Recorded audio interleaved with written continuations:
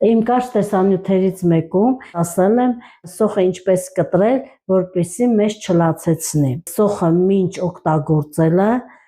դնում ենք սառնարան, մի որոշ ժամանակ մնում է, հետո օգտագործում ենք եւ նա մեզ չի լացեցնում։ Եթե ես անկեղծ լինեմ, ես չեմ արել դա, որովհետեւ ժամանակս չներեց, պետք է որոշ ժամանակ սառնարանում մնար։ Հիմա կարող է սա ինձ լացեցնի։ Այնպես որ եթե ինչ, ուրեմն արդյունքներից պատճառը սոխն է։